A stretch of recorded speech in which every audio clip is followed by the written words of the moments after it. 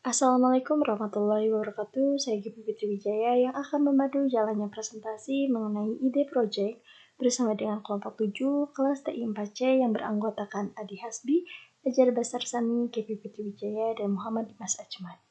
Kelompok kami akan membahas judul ide project mengenai bank sampah digital atau recycle aplikasi. Permasalahannya yang kita ingin selesaikan dengan menciptakan recycle aplikasi ini yaitu banyak sampah yang tidak terorganisir dengan baik sehingga sulit dalam pengelolaannya. Lalu, mengapa permasalahannya harus diselesaikan? Sistem Informasi Pengelolaan Sampah Nasional Kementerian Lingkungan Hidup dan Kehutanan, jumlah timbulan sampah mencapai 18,3 juta ton per tahun. Sampah yang dikelola yaitu 77,82%, sehingga rincian pengurangan sampah yaitu 26,73% dan penanganan sampah yaitu 50,50%. Jadi masih ada 22,72% sampah yang tidak dikelola. Kedudukan Kabupaten Sumedang.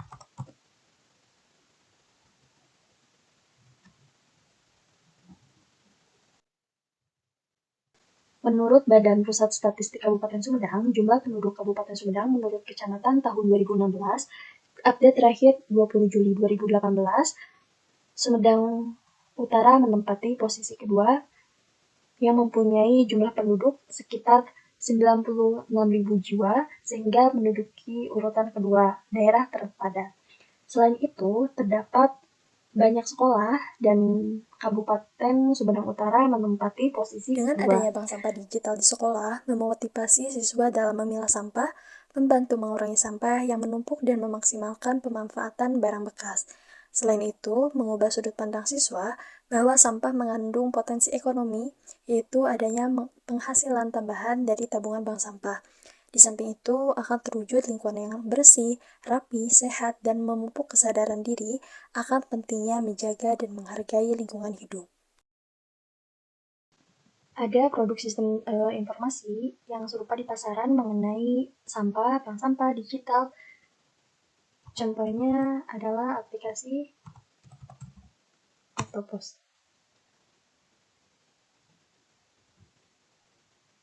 Aplikasi Octopus ini kelebihannya yang pertama, konsumen dapat mengirimkan kemasan bekas pakai untuk didaur ulang menjadi produk yang bernilai jual. Yang kedua, menyediakan layanan jemputan untuk kemasan pasca konsumsi melalui aplikasi Octopus. Aplikasi Octopus juga membuat cara kelola sampah tertentu seperti bekas kaca dan sebagainya. Kekurangannya, aplikasi hanya menerima penukaran sampah plastik. Yang kedua, beberapa pengguna mengeluhkan poin yang hilang setelah aplikasi di-uninstall dan di-install kembali. Nah, yang kedua yaitu aplikasi Zerolink.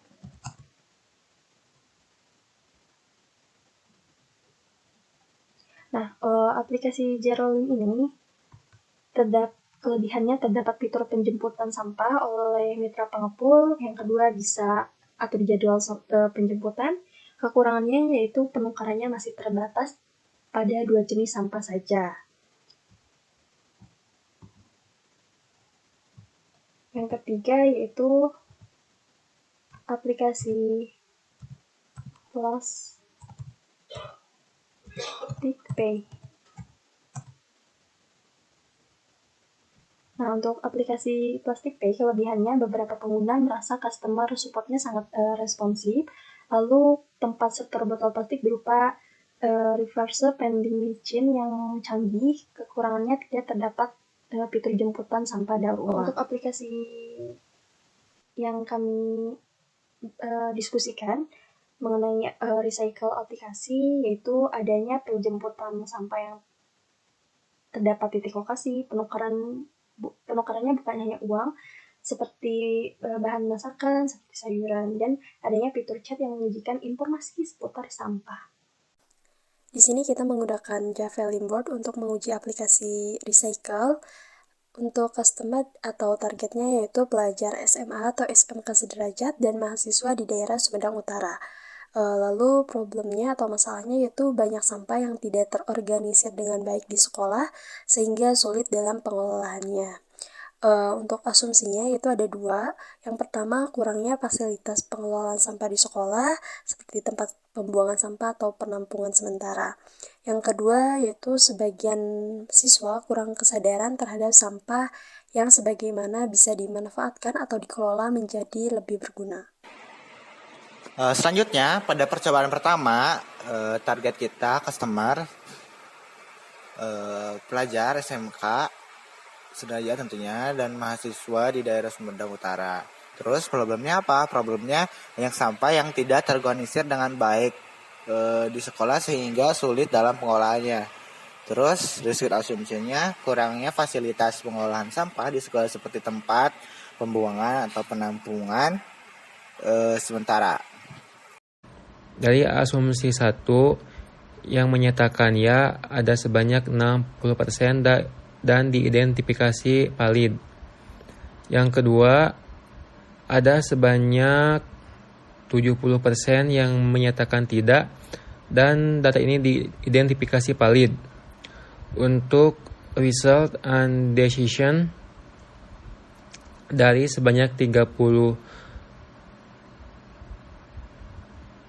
orang yang diwawancara yang menyatakan ya ada sebanyak 19 orang dan diidentifikasi valid.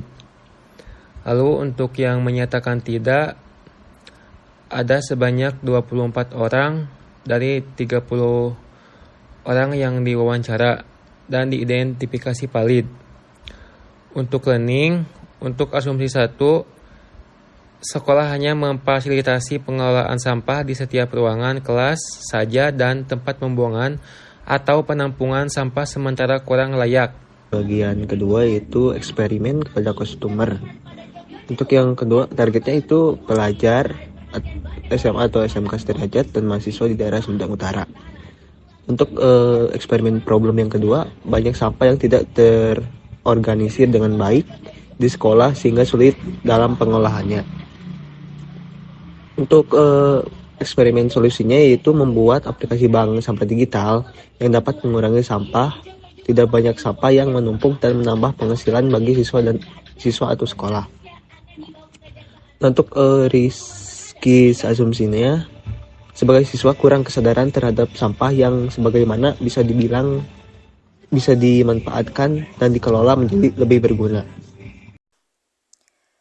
Untuk metode and success kriterianya, wawancara pada 30 responden menyatakan 21 iya, jadi masalah ini valid.